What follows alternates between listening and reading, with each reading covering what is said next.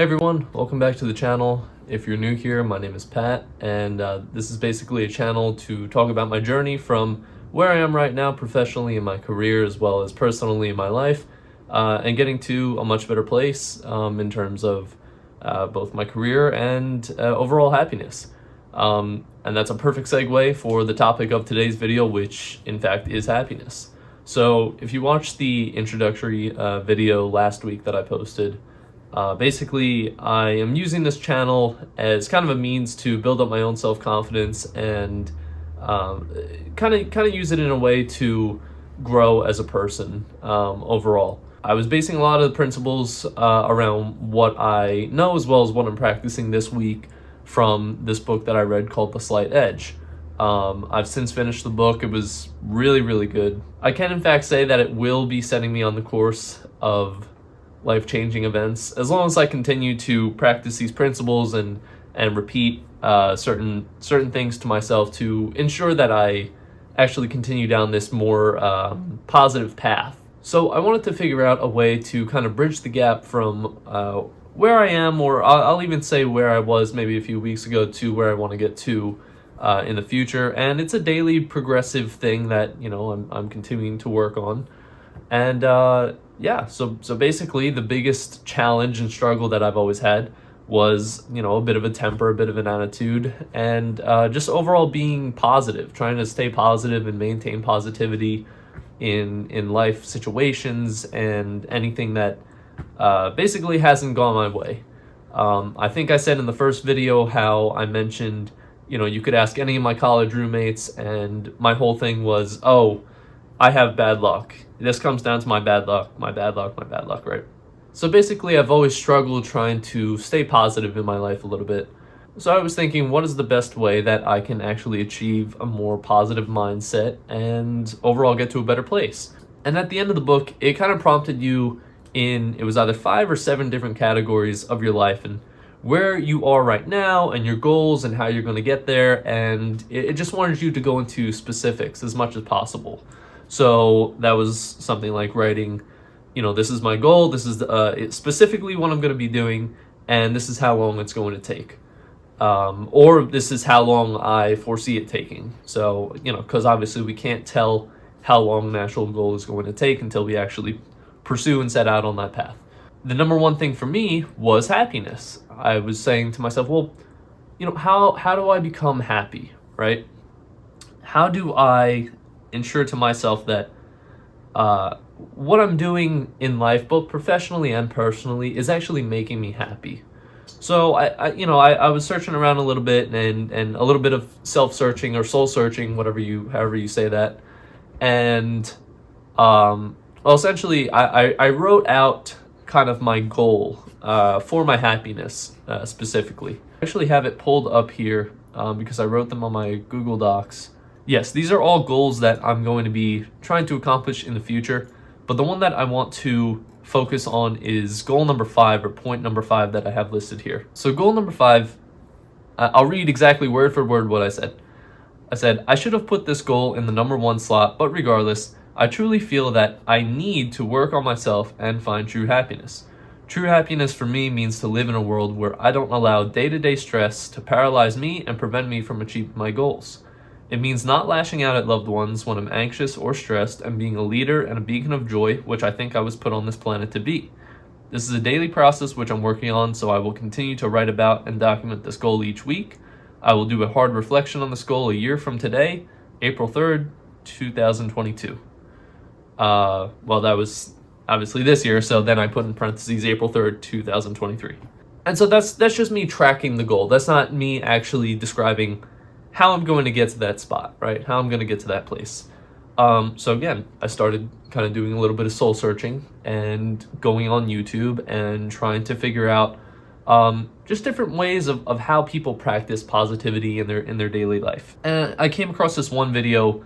Essentially, the principle of the video was, if there is a trait that you want to work on, if you want to be more happy, if you want to be more patient, if you want to be more confident, essentially you have to think of a time in your life when you exuded that behavior.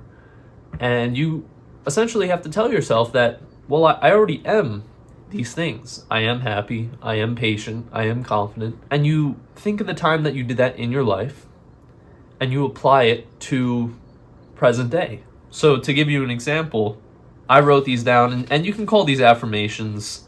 But the three that I wrote down were: I am joyful because, I am patient because, and I am confident because I think those are the three things that I needed to work on the most. For example, I'll say, I am joyful because, and then I wrote down a bunch of different ones, and I said, I'm joyful because I have so much to be thankful for, like a loving fiance, family, a roof over my head, a comfy bed, food, and a job that affords me a comfortable lifestyle. That's definitely something to be joyful about, right?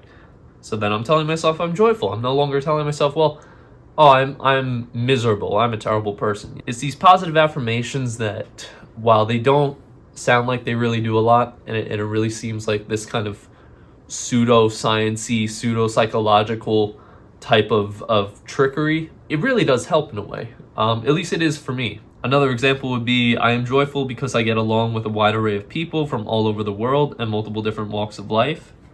Another example I put was, I am patient because I have persevered through numerous complications at my job that, when expressed to others, they said they could not have. You could even provide specific examples. So for example, I said, I'm confident because I felt like I led some conversations and meetings I had last week, and I feel less stressed hearing any ping notifications for one-on-one chats or calls with coworkers. Because that was something that I genuinely got anxious and stressed about when I first started my job. You know, I would hear the little Skype ping, and I would freak out. And I would just get anxious, and this, this anxiety would flow over me, and I'd be like, well, I don't know what I'm doing. I'm not confident in my abilities. So to expand a little more on this whole principle of becoming more happy, more confident, more patient, etc., there are daily things that you can do in your life, and the book, again, kind of talks you through this and guides you through it. And provides you a few examples and opportunities for yourself to actually practice what's known as these happy habits. That's what Jeff Olson calls them, is happy habits. For example, in the morning, write an email that's kind of giving a positive affirmation to a coworker of yours, praising them for something that they might have done.